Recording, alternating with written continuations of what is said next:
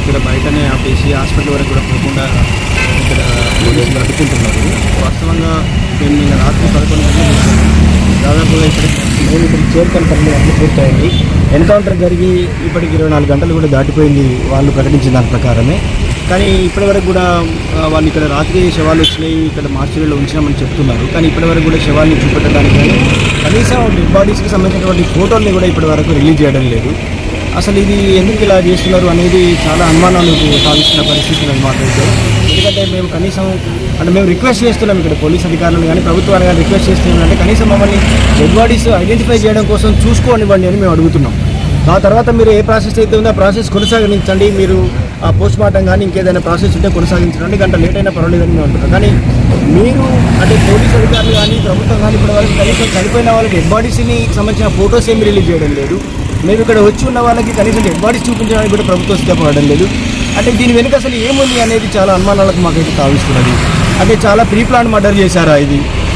ముందే పట్టుకొని కొంతకాలంగా వాళ్ళని కంట్రోల్లో ఉంచుకొని మరి అనేక చిత్రహింసలకు గురి చేసి చంపేసి మరి అవి ఒకవేళ మేము డెడ్ బాడీస్ చూస్తే అవంతా అర్థమవుతుంది కాబట్టి మేము మరి సభ్య సమాజానికి ఈ విషయాలన్నీ తెలిస్తాయని మీరు ఉద్దేశపూర్వకంగానే మమ్మల్ని డెడ్ బాడీస్ చూడకుండా ఆపుతున్నారా అనేటువంటి అనుమానాలు మాకు గంటకు అనేక అనుమానాలు పెరిగిపోతున్న పరిస్థితి ఉన్నది. ఎందుకంటే ఒకవేళ చంపేశారు, అయిపోయింది కదా. అయిపోతే కనీసం మీరు రాజ్యాంగ విలువలకు కట్టుబడిన వాళ్ళైతే, మానవతా విలువలకు కట్టుబడిన వాళ్ళైతే శవాలు మాకు చూపించండి, మాకు ఇవ్వండి, కనీసం మా కుటుంబాలకు మాకు శవాలు ఇవ్వండి. మీరు ఏదైతే శత్రువులుగా భావించిన వాళ్ళని చంపేసి ఉండవచ్చు, కానీ శవాలు మీకైతే శత్రువులు కాదు కదా. అది కనీసం రాజ్యాంగ విలువలకు కట్టుబడి వాళ్ళుగా మీరు చేయాల్సినటువంటి మానవత విలువ కదా. ఎందుకు మీరు చేస్తలేరు ఇది అసలు? మరి ఇప్పుడు మేము ఇప్పటిదాకా నిన్న రాత్రి మేము వచ్చిన తర్వాత ఇక్కడ మాకు పోలీసులు మాతో చాలా పాజిటివ్గా రిసీవ్ చేసుకున్నారు, పాజిటివ్గా మాకు ఆన్సర్ చేశారు. ఇప్పటివరకు కూడా మేము డెడ్ బాడీస్ మీకు చూపిస్తాము, మీకు పోస్ట్మార్టం పూర్తి చేసి ఇస్తామని చెప్పారు. మేము అదే ఇప్పటిదాకా నమ్ముతున్నాం. కానీ గంటలు గడుస్తున్న కొద్దీ అర్థమవుతుంది ఏంటంటే ఏదో ఉద్దేశపూర్వకంగా దీన్ని దాచిపెట్టే ప్రయత్నం చేస్తున్నారు అనేది మాకు అనిపిస్తున్నది. మరి దాచిపెట్టాలనుకుంటున్నారు, ఏం దాచిపెట్టాలనుకుంటున్నారు మీరు?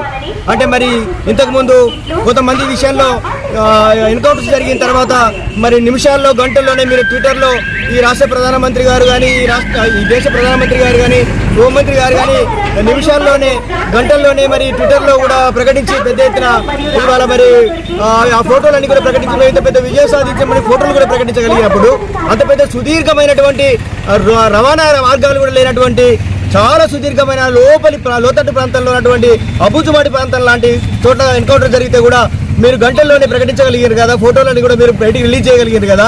మరి రంపచోడవరంకి ఒక 15 కిలోమీటర్ల దూరంలోనే ఎన్కౌంటర్ జరిగిందని చెప్తున్నారు నిన్నటించల్లి. మరి రంపచోడవరం నుంచి 15 కొన్ని గంటల్లోనే మీరు డెడ్ బాడీస్ని కూడా రికవరీ చేసుకునే అవకాశం ఉంది. కనీసం మీడియాని మీరు రానివ్వలేదు, మీడియాకి ఇక్కడ అవకాశం ఇస్తలేదని కూడా మీడియా వాళ్ళ ద్వారా కూడా తెలుస్తున్నది. మీడియా వాళ్ళు కనీసం డెడ్ బాడీస్ని మీరు ఇవాళ ఇక్కడికి హాస్పిటల్ తీసుకొచ్చినప్పుడు విజువల్స్ తీసుకోవడానికి కూడా అవకాశం వేయలేదని చెప్తున్నారు. మరి అలాంటప్పుడు కనీసం మరి మీరు ఇక్కడ ఒక 24 గంటలు పూర్తయింది. 24 గంటల తర్వాత డెడ్ బాడీస్ను ఫొటోస్ తీసి మీడియాకి విడుదల చేయడంలో ఎందుకు మీకు ఆలస్యం జరుగుతున్నది? మీరు చేయొచ్చు కదా మీడియాకి అవకాశం ఇవ్వకపోతే కూడా. మరి ఇది ఏం ప్రజాస్వామ్యం అని అనిపించుకుంటుంది?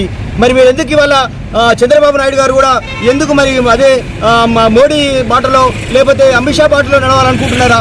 అంటే ఎట్లాగో మీరు ఎన్డీఏలో కూటమిలో భాగంగా ఉన్నారు కావచ్చు, కానీ చంపేసిన తర్వాత ఎప్పుడు లేని విధంగా అంటే తెలంగాణ ఆంధ్రప్రదేశ్లో ఎప్పుడు లేని విధంగా మీరు శవాలను దాచిపెట్టి శవాలను కూడా చూపించకుండా కుటుంబాలను లేకపోతే ఇక్కడ ఉన్నటువంటి సమాజాన్ని పూర్తిగా మరి మీరు చాలా తీవ్రంగా వేదనకు గురి చేయడం ద్వారా మీరు ఏం సాధించదలుచుకున్నారు? మరి అసలు మీ ఉద్దేశం ఏంటిది ఇక్కడ?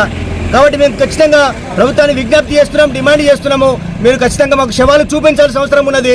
మీరు ఎవరికో చూపించి దాన్ని మేము నిర్ధారిస్తామని చెప్పాల్సిన అవసరం లేదు. కుటుంబ సభ్యులుగా మేము వచ్చి ఉన్నాము, పోలీసులు అక్కడ నిర్ధారణ అయింది, మీరు వెళ్ళండి అని చెప్తేనే వచ్చినాం మేము ఇక్కడికి. కాబట్టి మీరు ఖచ్చితంగా మాకు శవాలు చూపించండి, ఆ తర్వాత మిగతా ప్రాసెస్ కూడా పూర్తి చేసి మీరు ఇవ్వాలనేది మేము డిమాండ్